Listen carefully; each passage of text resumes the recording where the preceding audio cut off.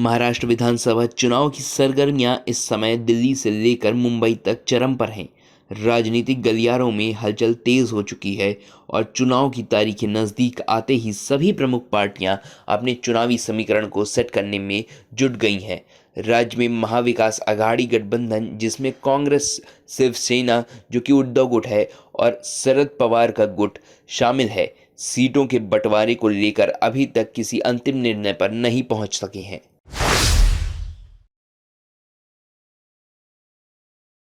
सीटों के बंटवारे पर महाविकास आघाड़ी के दलों के बीच तकरार खुलेआम सामने आ गई है।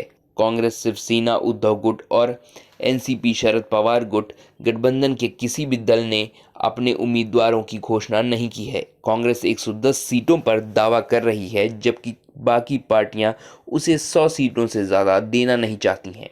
शिवसेना और एनसीपी भी अपनी सीटें बढ़ाने की कोशिश में है, जिससे गठबंधन के भीतर तनाव बढ़ रहा है। इस विवाद के कारण गठबंधन की एकता पर सवाल उठने लगे हैं। महाविकास आघाड़ी के तीनों दलों को इस बात की चिंता सता रही है कि अगर वो सीट बंटवारे पर जल्द सहमति नहीं बना पाए तो इसका सीधा फायदा बीजेपी और महायुति को मिल सकता है।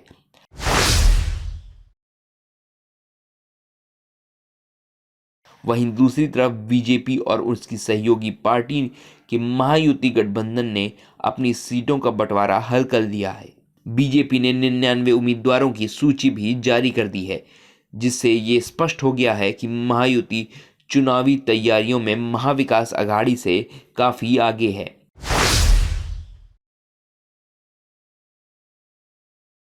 इसी बीच चुनाव से पहले राज्य के माहौल को लेकर एक बड़ा सर्वे सामने आया है।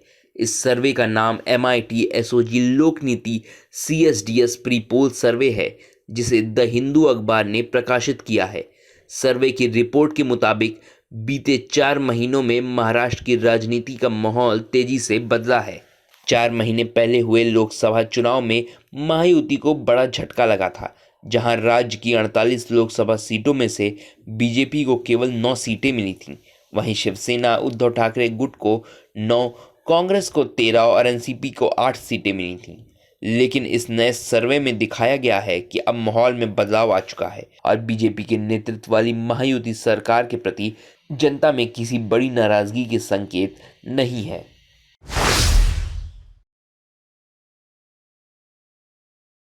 सर्वे में कहा गया है कि महायुति सरकार के पीछे जनता की नाराजगी कम होने के पीछे के मुख्य कारण राज्य सरकार की कल्याणकारी योजनाएं हैं। एकनाथ शिंदे ने लोकसभा चुनाव के बाद कई महत्वपूर्ण योजनाओं की शुरुआत की, जिसमें से सबसे प्रमुख लड़की बहन योजना है। इस योजना के तहत महिलाओं को हर माह 1500 रुपये दिए जाएंगे। इसके अलावा चुनाव की घोषणा से पहले ही सरकार ने नवंबर तक की किश्त भी जारी कर दी है, जिससे हर महिला के खाते में कुल 7500 रुपये तक पहुंच चुके हैं।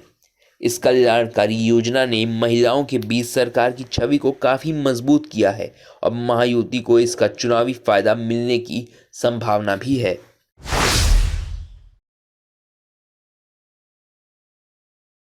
ये सर्वे 21 सितंबर से 6 अक्टूबर के बीच कराया गया था, जिसमें शिंदे सरकार के 2 साल के कार्यकाल पे जनता की राय जानने की कोशिश की गई है।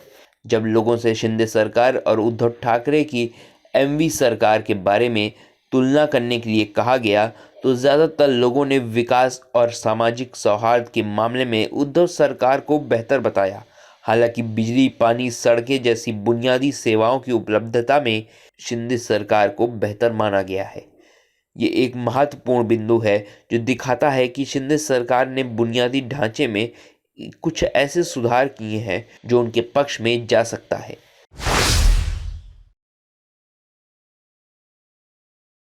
सर्वे की एक और दिलचस्प बात यह है कि शिंदे सरकार के कामकाज से असंतुष्ट लोगों की संख्या अपेक्षाकृत कम है। जहां 20% लोग सरकार के काम से पूरी तरह संतुष्ट हैं, वहीं असंतुष्ट लोगों की संख्या 18% थी। ये दर्शाता है कि महायुति सरकार की वेलफेयर योजना ने व्यापक स्तर पर लोगों को संतुष्ट किया है।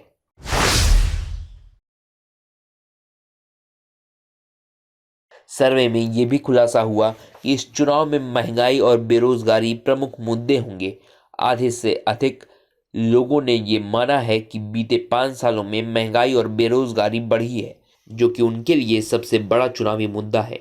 हालांकि शिंदे सरकार ने कल्याणकारी योजनाओं के जरिए कुछ हद तक इन मुद्दों को संतुलित किया है, लेकिन जनता की नाराजगी इन समस्याओं को लेकर अब भी बनी हुई है।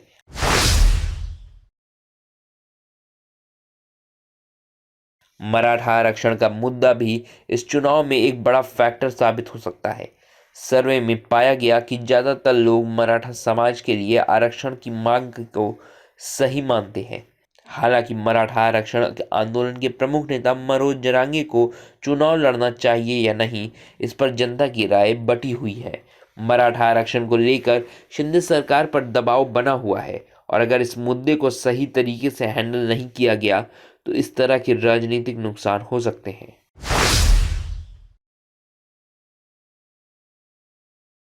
महाविकास आघाड़ी के लिए ये चुनाव किसी अग्नि परीक्षा से कम नहीं है।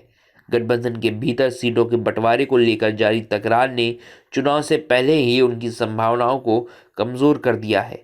कांग्रेस, उद्धव गुट और शरद पवार का गुट के बीच मतभेद खुलकर सामने आ गए हैं, जिससे बीजेपी को फायदा हो सकता है। इसके अलावा महाविकास आघाड़ी के दलों को इस बार चुनाव में सरकार की कल्याणकारी योजनाओं से भी चुनौती मिलेगी।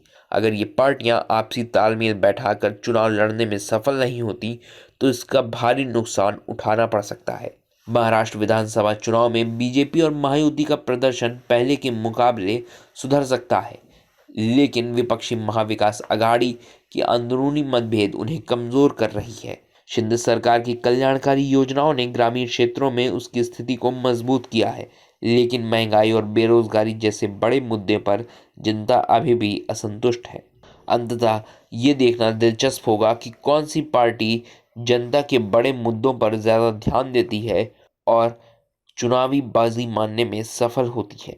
महाविकास आघाड़ी की तकरार और सीटों के बंटवारे पर आने वाले दिनों में जो निर्णय होंगे वे तय करेंगे कि कौन सी पार्टी महाराष्ट्र की सत्ता पर काबिज होगी।